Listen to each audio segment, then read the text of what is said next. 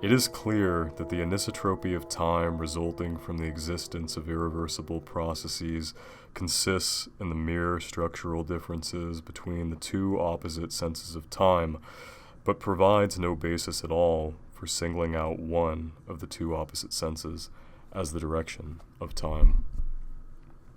Hence the assertion that irreversible processes render time anisotropic is not at all equivalent to such statements as time flows one way.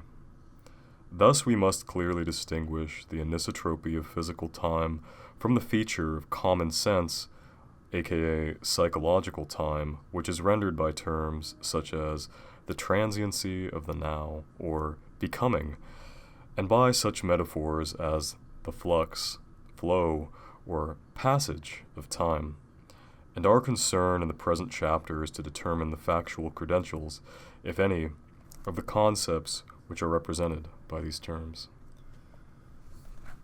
Since the instants of anisotropic time are ordered by the relation earlier than, no less than by the converse relation later than, the anisotropy of time provides no warrant at all for singling out the later than sense as the direction of time.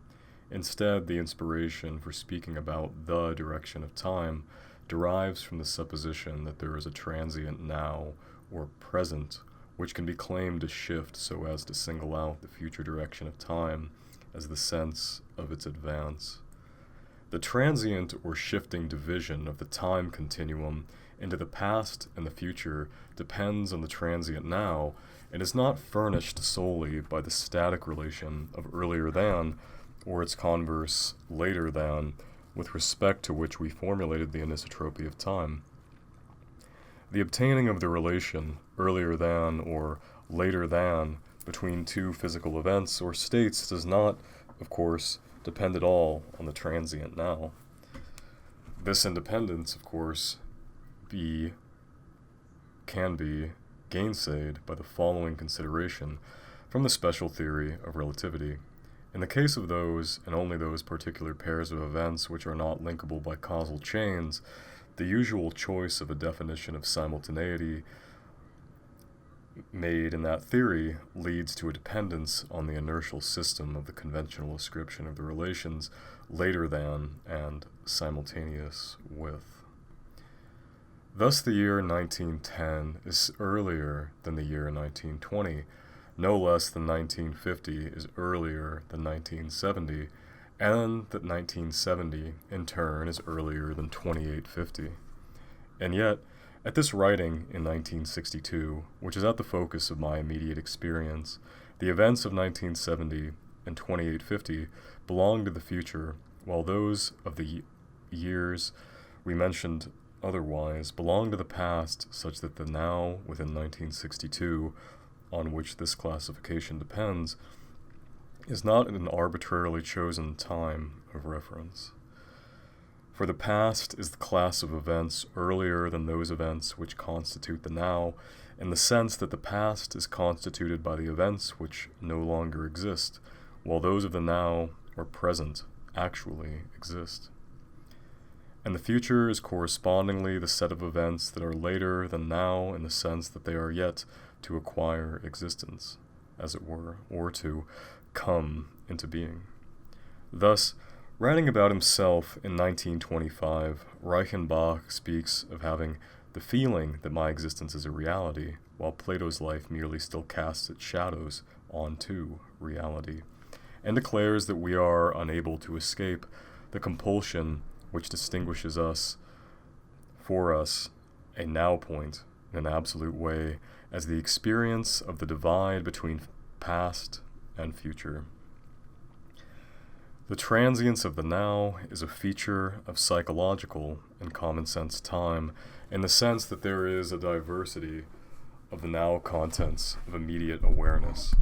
Hence, it is a matter of fact that the now shifts in conscious awareness to the extent that there is a diversity of the now contents, and it is likewise a fact that the now contents are temporally ordered. But since these diverse now contents are ordered with respect to the relation earlier than, no less than with respect to its converse, later than, It is a mere tautology to say that the now shifts from earlier to later. For this metaphorical affirmation of shifting in the future direction along the time axis tells us no more than that later nows are later than earlier ones, just as earlier nows are earlier than later ones. By the same token, the assertion that the flow of time is unidirectional is a tautology, and is the claim that time flows from the past to the future. The factual emptiness of the latter formations must not tempt us into overlooking the following. A non-directional or directionally neutral claim of the transiency of the now and of the temporal order of the various now contents does codify factual truths pertaining to psychological or common sense time. As we shall see in some detail later on, because of its inherent dependence on consciousness, the transiency of the now is not also a feature of physical time. These considerations now enable us to evaluate the following contentions by Reichenbach. We have to distinguish here between two problems. First, the procedure described leads to an order of time, in the same sense in which the 2 points on a line are ordered. Such a series of points has 2 directions, neither of which has any distinguishing characteristic. Temporal order, too, has 2 directions, the direction to earlier and the direction to later events, but in this case, one of the 2 directions has a distinguishing characteristic. Time flows from the earlier to the later event. Time, therefore, represents not only an ordered series generated by an asymmetrical relation, but is also unidirectional. This fact is usually ignored. We often say simply, the direction from earlier to later events, from cause to effect, is the direction of the progress of time. However, in this form, the assertion is empty unless we specify what progress of time means. In the same fashion, we could say that the points on a line progress from left to right, but this assertion is empty, since the progress of points means here nothing but the progressing in the selected direction. When we speak about the progress of time, in contrast, we intend to make a synthetic assertion which refers both to an immediate experience and to physical reality. This particular problem can only be solved if we can formulate the content of the assertion more precisely. We shall leave this problem for the time being and content ourselves with the conclusion that the direction which we have defined as earlier, later, is the same direction as that of the progress of time. For the problems dealt with in the theory of relativity, it suffices that there exists a serial order of time, that we can distinguish between 2 directions which are opposite to each other. We saw that the anisotropy of time lies in the fact that each of the 2 opposite directions of time has a distinguishing characteristic, but Reichenbach believes that the transiency of the now entitles him to maintain the following. One of the 2 directions has a distinguishing characteristic. Time flows from the earlier to the later event, and is unidirectional in this sense. Discerning clearly that the charge of tautology might be leveled against the assertion that the direction from earlier to later is the direction of the progress of time, Reichenbach contends that this assertion can be synthetic, and his reaction is that the assertion renders the content of an immediate experience as well as an objective feature of physical reality. Deferring until later our appraisal of the relevance of the transient now to physical, as distinct from common sense, psychological time, we see that Reichenbach overlooked a fundamental point here. It is only the obtaining of a diversity of now contents which is a matter of fact, but not the allegedly unidirectional character of the progress of time. For as we saw earlier, the factuality of the diversity of the now contents does not suffice to give synthetic content to the assertion that time progresses unidirectionally from earlier to later. And Reichenbach's allegiance here of the synthetic character of this assertion is avowedly left unsubstantiated by him here. We shall now turn to a critical analysis of those of his writings in which he attempted to justify the cited contention that a now and its associated transient division between the past and the future is a feature of physical time or physical reality, no less than of psychological common sense time.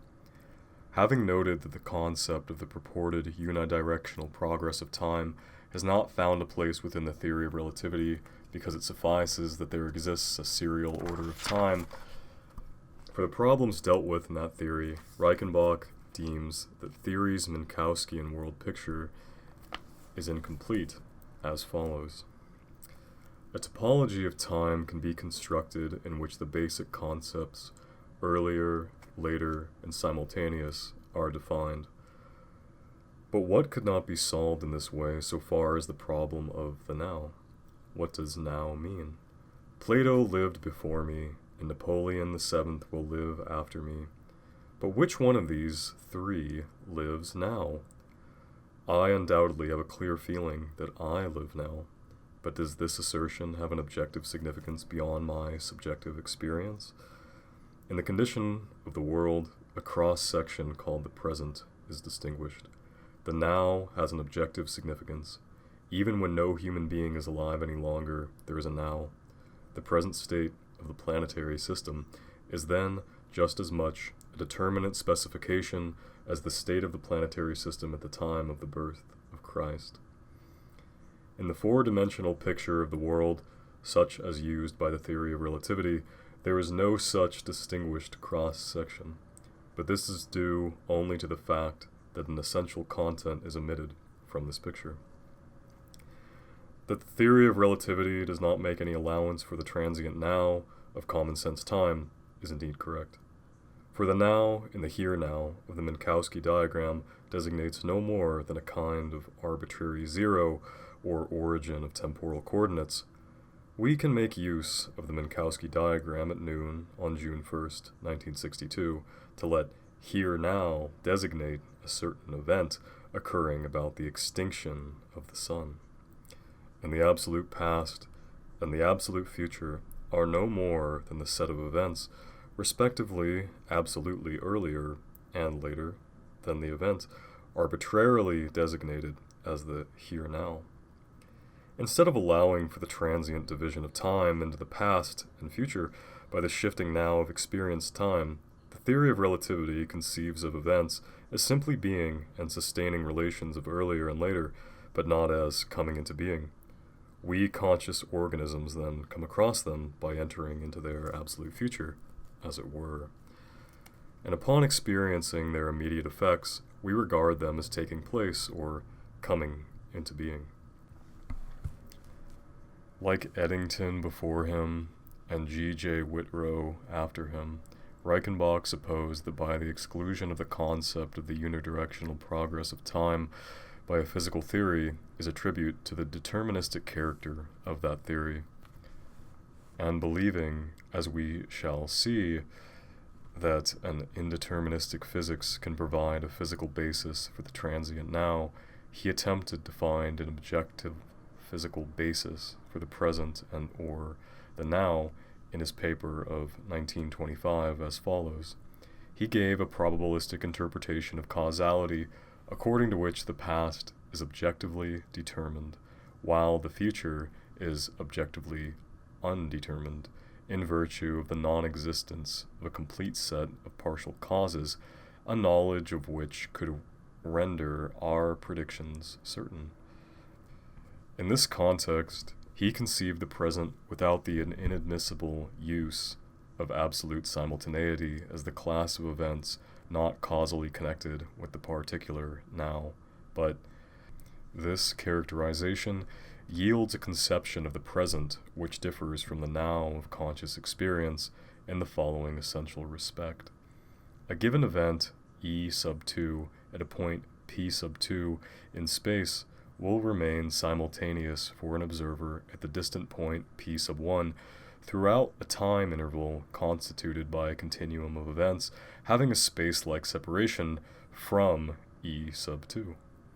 It is because Reichenbach maintained that on the basis of determinism, the morrow has already occurred today in the same sense as yesterday has, thus purportedly making nonsense of all our planning, that he rejected determinism in 1925, just before the full advent of quantum mechanics, and sought a physical basis for the present, and thereby for becoming.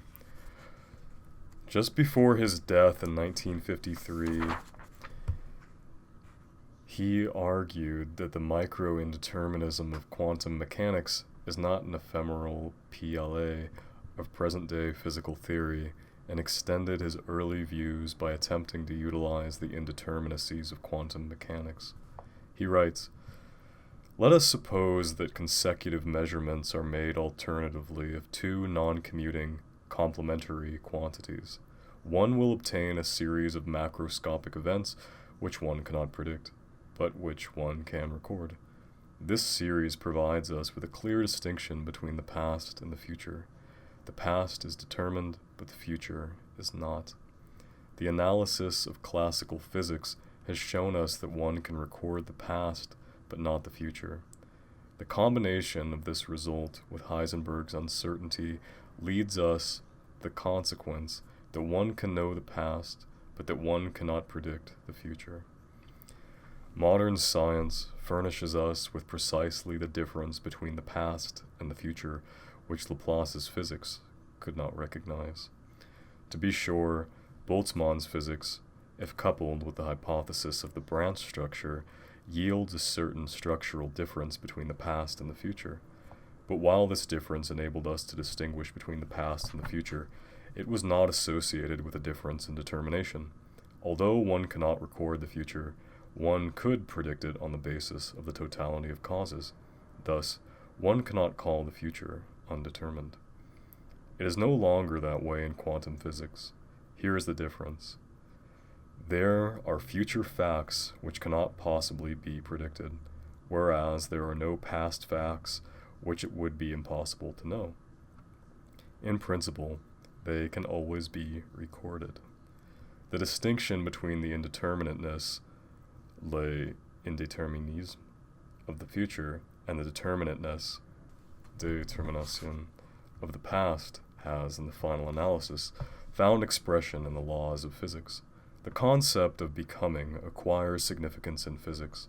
The present, which separates the future from the past, is the moment at which that which is underdetermined becomes determined, and becoming has the same meaning as becoming determined. The term determination denotes a relation between two situations A and B. The situation A does or does not determine the situation B. It is meaningless to say that the situation B, considered by itself, is determined. If we say that the past is determined or that the future is undetermined, it is tacitly understood that we are relating this to the present situation. It is with respect to now that the past is determined and the future is not. Reichenbach's view is shared by Eddington, who writes, "The division into past and future, a feature of time order which has no analogy in space order, is closely associated with our ideas of causation and free will. In a perfectly determinate scheme, the past and future may be regarded as lying mapped out, as much available to present exploration as the distant parts of space. Events do not happen, they're just there, and we come across them. The formality of taking place is merely the indication that the observer has, on his voyage of exploration, passed into the absolute future of the event in question, and it has no important significance." In the same vein, the astronomer H. Bondi contends that in a theory with indeterminacy, the passage of time transforms statistical expectation into real events. And G.J. Whitrow claims that there is indeed a profound connection between the reality of time and the existence of an incalculable element in the universe. If Reichenbach, Eddington, Bondi, Whitrow, and others had merely maintained that indeterminacy makes for our human ability to know in advance of their actual occurrence what particular kinds of events will in fact materialize, then, of course, there would be no objection. But I take them to have claimed that the existential status of the future events in an indeterministic world is that of coming into being with time, whereas in a deterministic world, it is one of simply being. I believe that the issue of determinism versus indeterminism is totally irrelevant to whether becoming is a significant attribute of the time of physical nature independently of human consciousness. And I wish to explain now why I regard the thesis of Reichenbach, Eddington, Bondi, Whitrow, and of many others that indeterminism confers flux onto physical time as untenable. I have given my reasons for likewise rejecting Reichenbach's further claim that the paradox of determinism and planned action is a genuine one in other publications.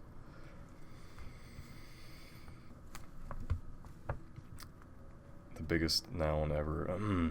In the indeterministic quantum world, the relations between the sets of measurable values of the state variables characterizing a physical system at different times are, in principle, not the one-to-one relations linking the states of classically behaving closed systems.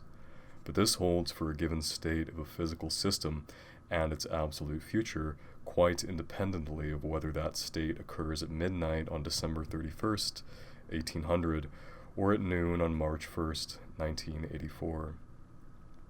Moreover, if we consider any one of the temporally successive regions of space-time, we can assert the following.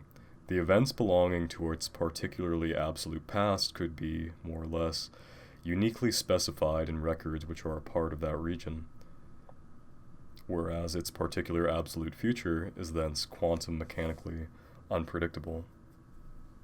Accordingly, every now, be it the now of Plato's birth or that of Reichenbach's, always constitutes a divide in Reichenbach's sense that between its own recordable past and its unpredictable future, thereby satisfying Reichenbach's definition of the present.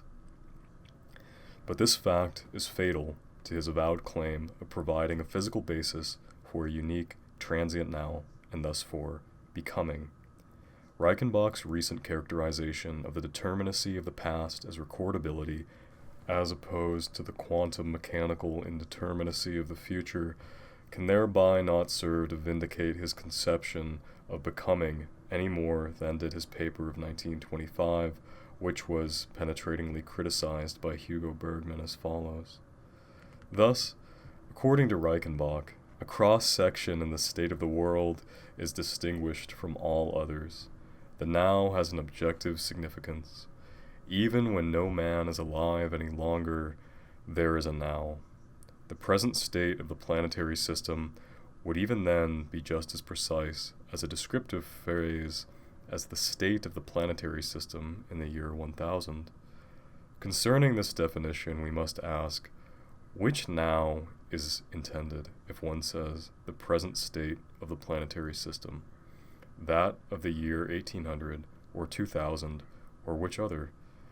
Reichenbach's reply is, the now is the threshold of the transition from the state of indeterminacy to that of determinacy. But, if Reichenbach's indeterminism holds, this transition has always occurred and will always occur. If the rejoinder would be the indeterminacy of the year 1800 has always been transformed into a determinacy, then one must ask for whom? Evidently for us, for the present, for our now. Accordingly, this definition by Reichenbach seems to refer, after all, to a now which we must first define. It must first define. What is the objective difference between the now of the year 1800 and the now of the present instant? The answer must be, now is the instant of the transition from indeterminacy to determinacy. That is, one explains the present now by reference to itself. Reichenbach writes, the problem can be formulated as the question concerning the difference between the past and the future. For determinism, there is no such difference, but the reproach which Reichenbach directs at determinism here should be aimed not at it, but at the worldview of physics, which does not take cognizance of any psychological categories for which there is no I, a concept which is inextricably intertwined with the concept now. Even those who regard the supplanting of determinism by indeterminism as admissible, as we do, will not be willing to admit that the concept of now can be assigned a legitimate place within indeterministic physics. Even if one assumes, as we wish to do along with Reichenbach, that the future is not uniquely determined by a temporal cross-section, one can only say this, that the indeterminacy prevails just as much for Plato as for myself, and that I cannot decide by physical means who is living now, for the difference is a psychological one. Now is the temporal mode of the experiencing ego. I maintain with Bergman that the transient now, with respect to which the distinction between the past and the future of common sense and psychological time requires meaning, has no relevance at all to the time of physical events, because it has no significance at all from the egocentric perspectives of a conscious human organism and from the immediate experiences of that organism. If this contention is correct, then both in an indeterministic and deterministic world, the coming into being or becoming of an event as distinct from its merely being is thus no more than the entry of its effects into the immediate awareness of a sentient organism, man. For what is the difference between these two worlds in regard to the determinateness of future events? The difference concerns only the type of functional connection linking the attributes of the future events to those of present or past events. But this difference does not make for a precipitation of future events into existence in a way in which determinism does not, nor does indeterminacy make for any difference whatever at any time in regard to the attribute specificity of the future events themselves. For in either kind of universe is a fact of logic that what will be, will be. The result of the future quantum mechanical measurement may not be definite prior to its occurrence in relation to earlier states, and thus our prior knowledge of it correspondingly cannot be definite. But as an event, it is as fully attribute definite and occurs just as a measurement made in a deterministic world does. The belief that in an indeterministic world the future events come into being or become actual or real with the passage of time would appear to confuse two quite different things. 1. The epistemological precipitation of the actual event properties of future events out of a wider matrix of the possible properties allowed by the quantum mechanical probabilities. And 2. An existential coming into being or becoming actual or real. Only the epistemological precipitation is affected by the passage of time through the transformation of a statistical expectation into a definite piece of information. But this does not show that in any indeterministic world there is any kind of precipitation into existence or coming into being with the passage of time. And even in a deterministic world, the effects of physical events come into our awareness at a certain time, and in that sense can be thought of as coming into being. Bergman's demonstration above that an indeterminist universe fails to define a non-psychological objective transient now can be extended in the following terms to justify his contention that the concept now involves features peculiar to consciousness. The flux of time, or transiency of the now, has a meaning only in the context of the egocentric perspectives of sentient organisms, and does not also have relevance to the relations between purely inanimate individual recording instruments and the environmental physical effects they register, as Reichenbach claims. For what can be said of every state of the universe can also be said, mutatis mutandis, of every state of a given inanimate recorder. Moreover, the irrelevance of the transient now to the accretion of time-tagged marks or traces on an inanimate recording tape also emerges from William James's and Hans Driesch's correct observation that a simple isomorphism between a succession of brain traces and a succession of states of awareness does not explain the now contents of such psychological phenomena as melody awareness. For the hypothesis of isomorphism of traces and states of awareness renders only the succession of states of awareness, but not the instantaneous awareness of succession, which is an essential ingredient of the meaning of now, the now content, when viewed as such in awareness, includes an awareness of the order of succession of events in which the occurrence of that awareness constitutes a distinguished element. And the transiency of the now, or the flux of time, arises from the diversity of the now contents having the latter attributes. There are striking differences in the membership of the set of remembered, recorded, and/or forgotten events of which we have instantaneous awareness. I cannot see, therefore, that Reichenbach is justified in considering the accretion of the time tag marks or traces on an inanimate recording tape so as to form an expanding spatial series as illustrating the flux of time. Thus Bergman's exclusively psychologistic conception of this flux, or becoming, must be upheld against Reichenbach. The flux depends, for its very existence, on the perspectival role of consciousness, since the coming into being or becoming of an event is no more than the entry of its effects into the immediate awareness of a sentient organism, man. We saw earlier that the locution, here now, of the relativistic Minkowski diagram does not commit that entirely non-psychological theory to the transient now encountered in common sense time. Hence the purely physical character of the special theory of relativity cannot be adduced to show that the transient now is relevant to physical time. It cannot be adduced to refute our claim of the dependence of the now and, correlatively, of the transient division of the time continuum into past and future on the perspectival role of consciousness.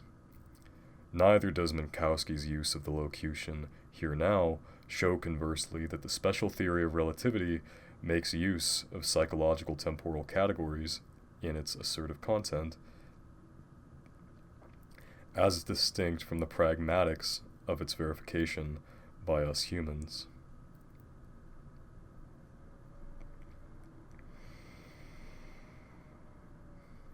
It was none other than the false assumption that the flux must be a feature of physical, no less than of psychological common sense time that inspired Henri Bergson's misconceived polemic against the mathematical treatment of motion, which he unfoundedly charged with having erroneously spatialized time by a description which leaves out the flux of becoming and renders only the static relations of earlier and later. Hermann Weyl has conceived of a metaphorical rendition of the dependence of coming into being on consciousness by writing, quote, "The objective world simply is, it does not happen. Only to the gaze of my consciousness, crawling upward along the life, the world, line of my body, does a section of this world come to life as a fleeting image in space which continuously changes in time." The metaphor crawling must not, of course, be taken to suggest the metaphysical error charged against it by J.J.C. Smart, that psychologically time itself flows spatially at a certain rate, measured in some non-existent hypertime. We shall see shortly that the concept of the forward shifting now does not involve the logical blunder. This poetic but sound declaration from Hermann Weyl has given rise to serious misunderstandings, as shown by the following objection from Max Black. But this picture of a block universe, composed of a timeless web of world lines in a four-dimensional space, however strongly suggested by the theory of relativity, is a piece of gratuitous metaphysics. Since the concept of change, of something happening, is an inseparable component of the common sense concept of time and a necessary component of the scientist's view of reality, it is quite out of the question that theoretical physics should require us to hold the Eleatic view that nothing happens in the objective world. Here, as so often in the philosophy of science, a useful limitation in the form of representation is mistaken for a deficiency of the universe. Contrary to Black, Wiles' claim that the time of inanimate nature is devoid of happening in the sense of becoming is not at all tantamount to the Eleatic doctrine that change is an illusion of the human mind. It is of the essence of the relativistic account of the inanimate world, as embodied in the Minkowski representation, that there is change in the sense that different kinds of events do occur at different times. The attributes and relations of an object associated with any given world line may be different at different times, e.g., its world line may intersect with different world lines at different times. Consequently, the total states of the world, when referred to the simultaneity criterion of a particular Galilean frame, are correspondingly different at different times, i.e., they change with time. It's Black's own misidentification of mere change with becoming, happening, which leads him to the astonishing and grotesque supposition that Wiles' mentalistic account of becoming bespeaks Wiles' unawareness that the concept of change is a necessary component of the scientist's view of reality. Black refers to the web of earlier later relations represented by the world lines as timeless just because they do not make provision for becoming, and he suggests that Weil conceives of them as forming a forespace in the sense in which physical space excludes the system of temporal relations obtaining with respect to earlier than. It's apparent that Black's use of the terms timeless and space in this context is misleading to the point of conveying question-begging falsehoods. Wiles' thesis is that becoming into being, happening, as contrasted with simple being, is only coming in the present awareness of a sentient organism. And that thesis is not vulnerable to Black's charge of having mistaken a useful limitation in the form of representation for a deficiency of the universe. All the less so, since Weil makes a point of the difference between space and time by speaking of the world as a 3+1 dimensional metrical manifold, rather than a 4-dimensional one. In an endeavor to erect a reductio ad absurdum of Wiles' thesis, M. Kopeck has given an even more grotesque account of a thesis than Black did. Kopeck writes, "Although the world scheme of Minkowski eliminates succession in the physical world, it recognizes at least the movement of our consciousness to the future. Thus arises an absurd dualism of the timeless physical world and temporal consciousness, that is, a dualism of two altogether disparate realms whose correlation becomes completely unintelligible. In such a view, we are already dead without realizing it now, but our consciousness creeping along the world line of its own body will certainly reach any pre-existing and nominally future event, which in its completeness waits to be finally reached by our awareness. To such strange consequences do both spatialization of time and strict determinism lead." But Kopeck states a careless and question-begging falsehood by declaring that on Wiles' view, the physical world is timeless.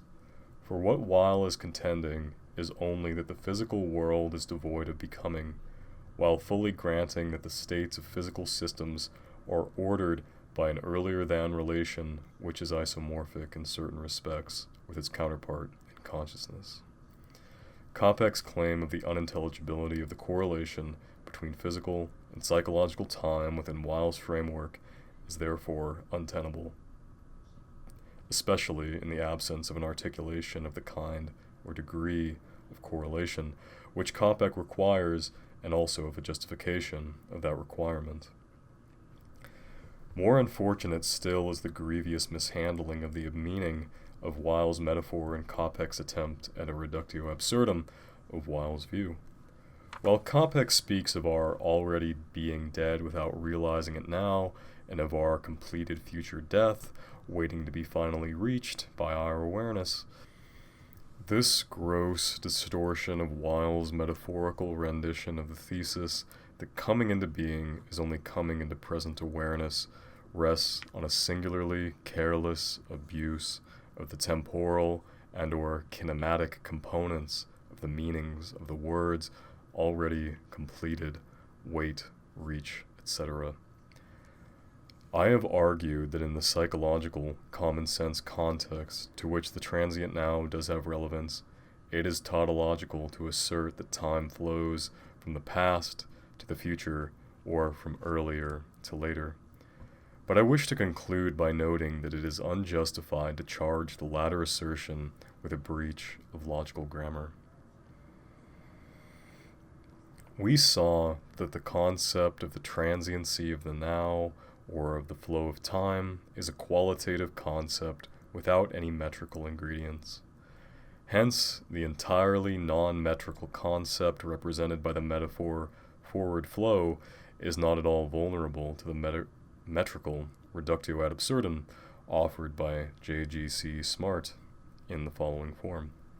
The concept of the flow of time or of the advance of consciousness is, however, an illusion. How fast does time flow or consciousness advance? In what units is the rate of flow or advance to be measured? Seconds per...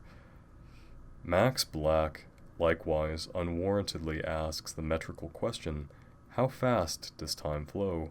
And then goes on to claim quite mistakenly that a non-existent super-time would be needed to give meaning to the flow of psychological time. Furthermore, Black supposes incorrectly that the metaphor forward flow commits one to saying that time is changing and to the contention that it makes sense to speak of the cessation of the flow of psychological time. The absurdities which Black is then able to derive from the literal interpretation of these latter assertions can therefore not serve to discredit the concept of the transiency of the now as understood in my book. The end.